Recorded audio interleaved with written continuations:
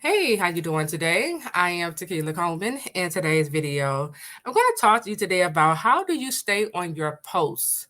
How do you stay on your posts? I did a previous video where I was talking about, don't give the enemy any room to come in and attack your life, right? And I was saying in that video to stay on your post, right? And I gave an example of how I stay on my post every single day. I have like a prayer routine that I say. I say this prayer every single day.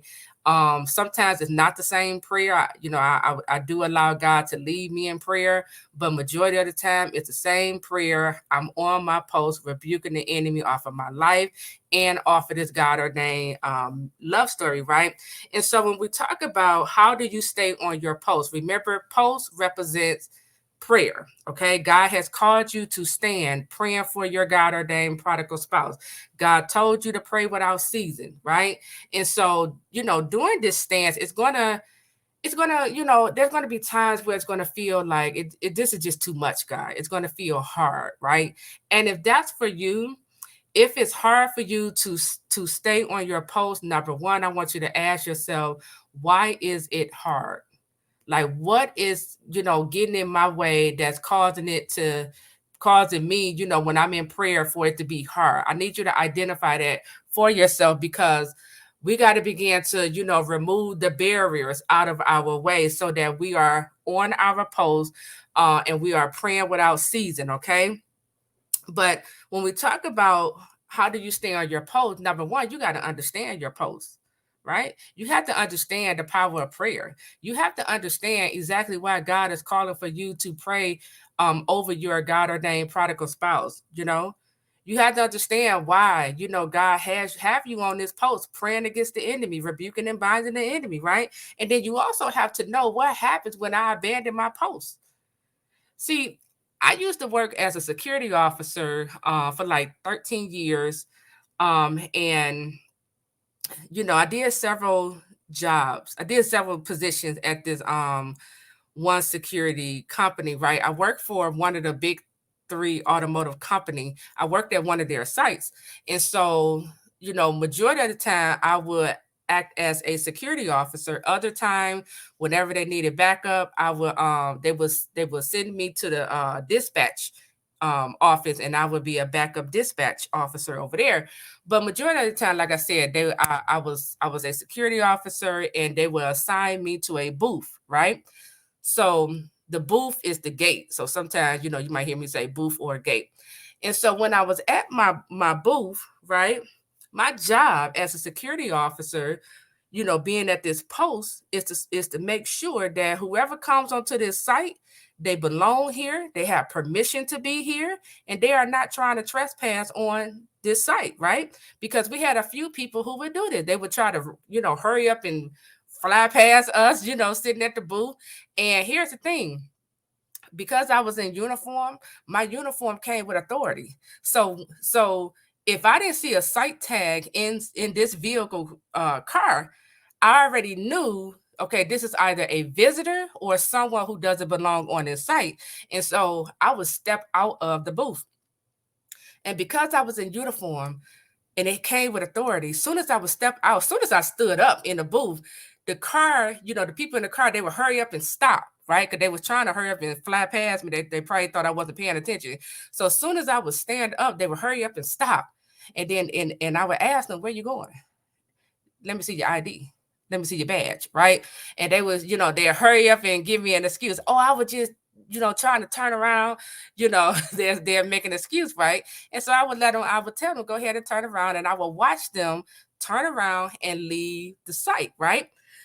Because they didn't have any ID, they didn't have a site tag, they didn't belong on the site, so they had to leave the site, right?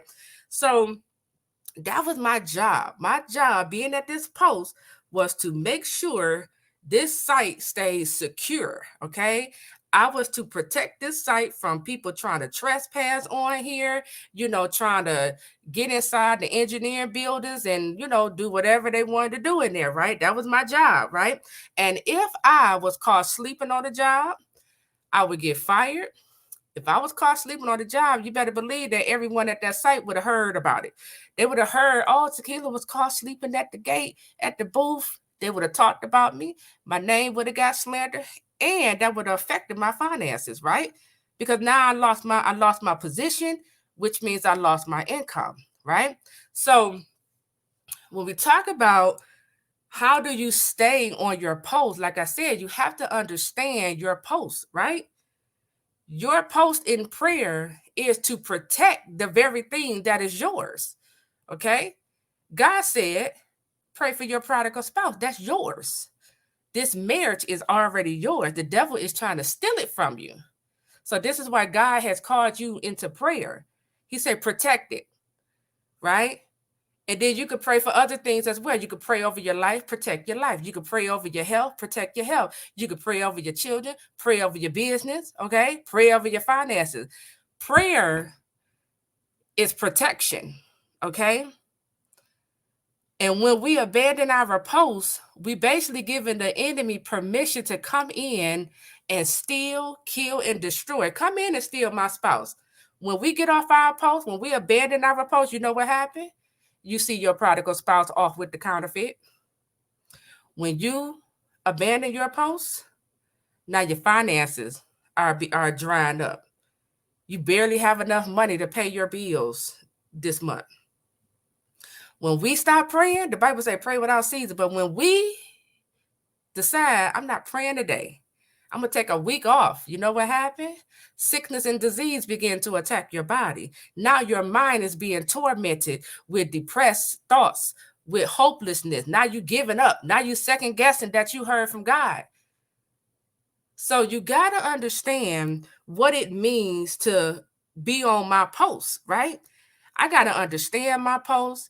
I got to, know what happens when I abandon my post, right?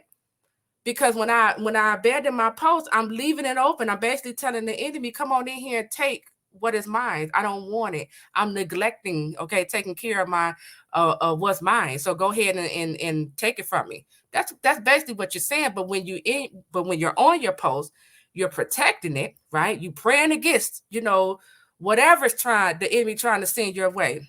It's like, think about it this way. You know how when you out there playing tennis and every time the ball come to you, you hitting it with the little rat. You like bam, bam, bam. Every time the tennis ball come your way. That's how prayer is. That's how I see prayer.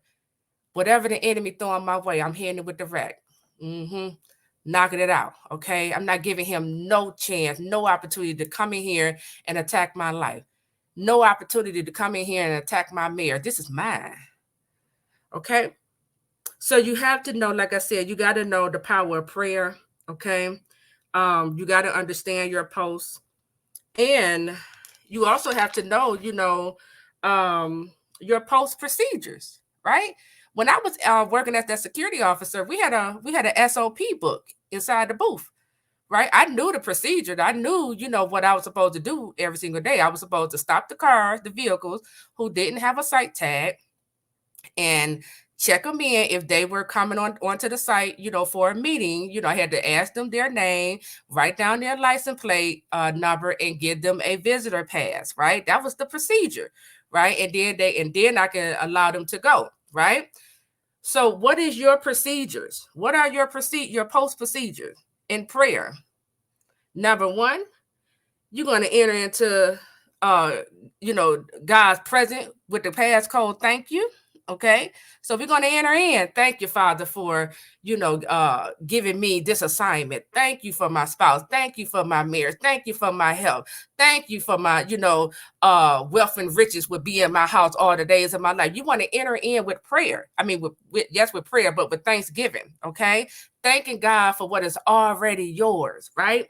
And then you also want to make sure that you are in uniform, putting on the full armor of God. Remember, I told you, some of those people, because they would see me sitting down, they would try to hurry up and fly past me in their vehicle when they would come onto the site, but I'd jump up. As soon as I would stand up and they see my uniform, that was enough to cause them to stop.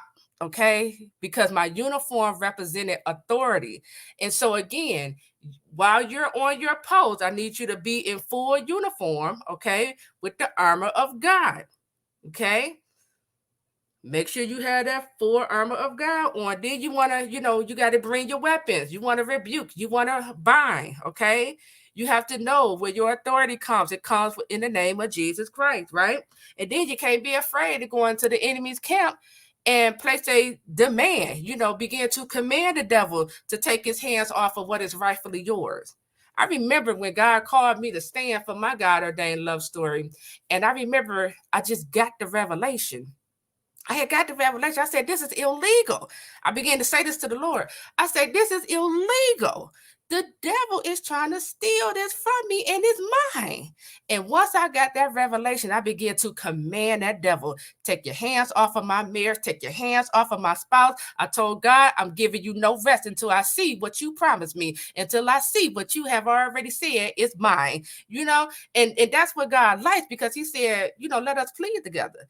God is like, put me in remembrance of my word. Let us plead together. And so that's exactly what I was doing with the Lord in my prayer closet. I told God, I'm not going to give you any rest until I see this promise manifest right before my eyes.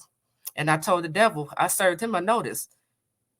You either release it or I'm about to send fire, okay? The fire of God is coming upon your kingdom, right? So you want to, go in there with all authority, commanding the devil, release what is already yours. It's rightfully yours, okay?